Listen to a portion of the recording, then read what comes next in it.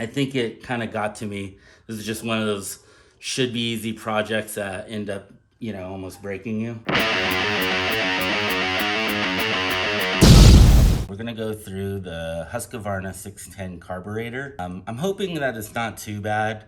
The guy said it was 2-year-old gas, but when Mike and I actually pulled it, it didn't look that bad. In fact, it smelled okay, and it was like not like that golden color. It was kind of clearish, even in blue. So I'm kind of curious if he had put stabilizer in it, if he knew he wasn't going to be running it for a bit, which would have been the right thing to do.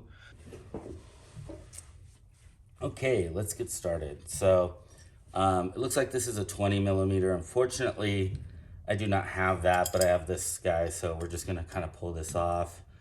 It doesn't look like it's too bad here anyways. Looks like there's a little O-ring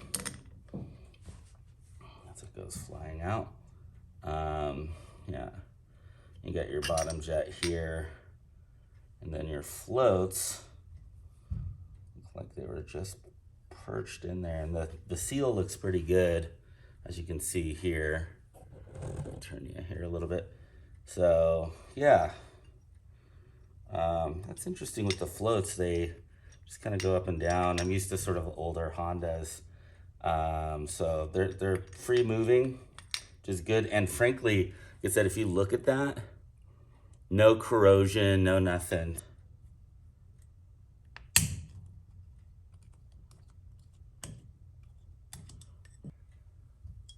Oh yeah. Again, I don't know if you'll be able to see that. There's not a lick of crud in there. There's not really a lot of reason for me to think that there'll be any sort of, yeah, it looks like this thing's been gone through, so in a good way. Looks maybe a little gummed up. No, there's air that goes through it, so this is completely clear. This is like no resistance whatsoever, so I think we're gonna be in good shape as far as this carburetor is concerned. Yeah, I mean, these ones are so simplistic, and because it's only one, I just don't think that we're gonna run into a lot of major issues with it. The only thing I am somewhat concerned on is it looks like there was a rivet or something that was in here. Yeah, I don't know, because these are definitely rivets here. So if that's something that, it doesn't seem to be going, but I don't know if that's like an air vacuum or what the deal is with that. But yeah, I think everything else is looking pretty good. What I'm gonna do now is just put it back together. And the next part of this video will probably be Mike bringing over the air filter, which he was going to clean in his parts cleaner, and then that boot, and then we'll probably just be putting this back together. So.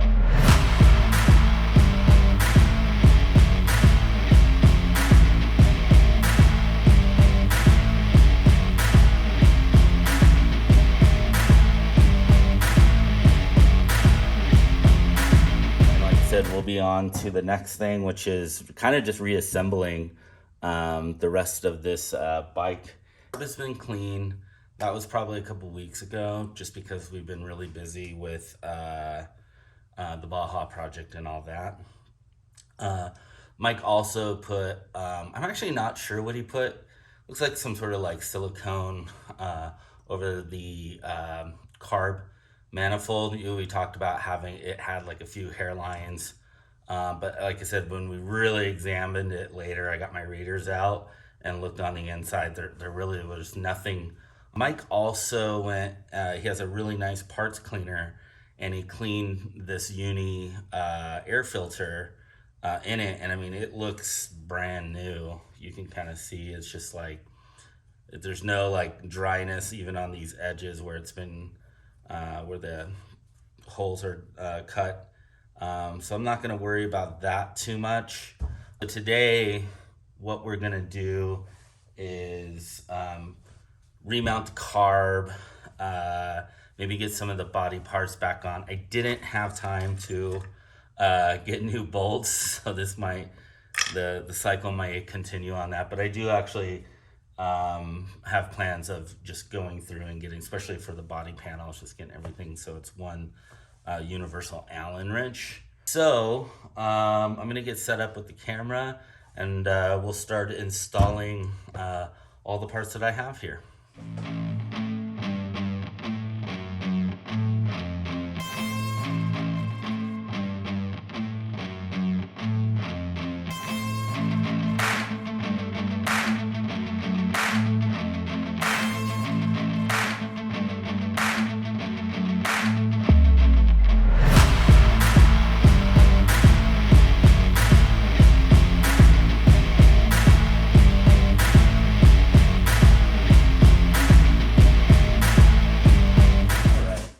So that is all installed. We do have throttle. So I'm gonna install the choke here, put on the clamp here to keep the carb in place, and make sure that's properly in there. Yeah, and then we'll move on to the installation of the airbox. Airbox time. So, as Mike said, this has this really cool pre-filter. That will fit into this rubber boot part better. There is a hose clamp here. And honestly, I fiddled around with it on the bike. And then I realized it's easier just to, I think we just pulled that off, but it's easier to loosen that, have it on here, get a nice tight fit in it like that, and then attach it to the bike and the carburetor, more importantly. So you can see this is more or less installed.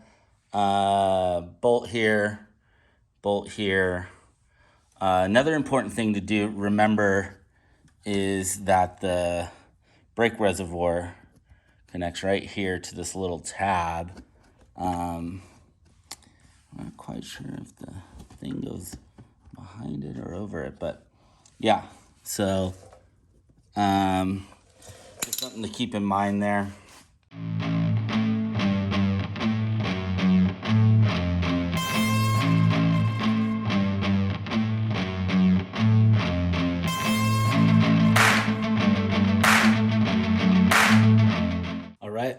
That's the airbox installed. It's pretty straightforward. You know, we showed kind of taking it off. So there's one long bolt that goes in here. I mean, we were talking about in the other video, but really getting these bolts to all match, I used probably 3 different wrenches. I'm gonna continue to put on these body panels.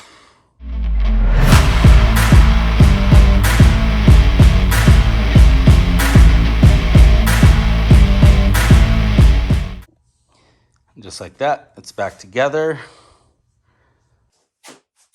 And just like that, I did it wrong. So once I had put all the body panels on, marveling at how simple they went on, you know, I really wanted to get a start and, you know, some revs for this video. So I was all excited, and I look over on my workbench and realized I had not put on the fuel line. So yeah, I'm gonna put this back on.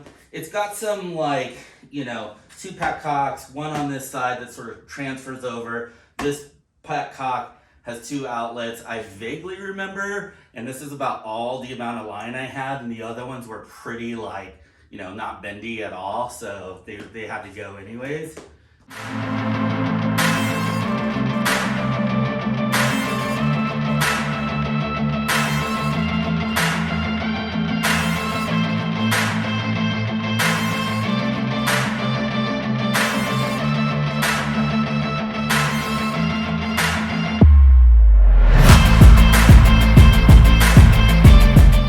Okay, after fussing with the gas tank, really with these fuel lines, I realized that, um, it's crazy. Like, what? So, got the book out. I was lucky enough that the bike came with a owner's manual, not really a mechanic's manual, but I was flipping through it and I came across that. So I don't know if you can see that. And this is what it is. So there's all these crossovers here, here. Like everything was like pinched a little bit. You can kind of see it on the ends there. It's pinched, pinched. So I don't know if they did that because they didn't have enough fresh tube to cut across. Because as you put the gas tank down, for those of you, I'm just trying to do a simple thing here. You can see there's a crossover here and here. So realistically, a pipe should come from, a tube, a fuel line should come from here to the top one here, and then this one to the carb. I'll try to walk you through what I did. At a certain point, I just kind of shut off the camera because it's like, me trying a bunch of different ways to get something as simple as a fuel line on. But I figured out why that other one had so many pinches. And if you look in here, so you can see there.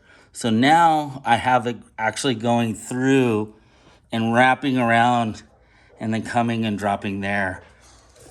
I don't know if that's right. I think it kind of got to me. This is just one of those should be easy projects that end up, almost breaking you. But we'll see if it works. The other thing is I had to take the whole air box off. I just couldn't get my fingers in there enough to really do anything. So I'm going to get the air box on. I'm going to get the rest of the bike put back together. Let's see if we can't get this fired up. With my luck, this thing is probably going to just spit gas everywhere out of the carburetor.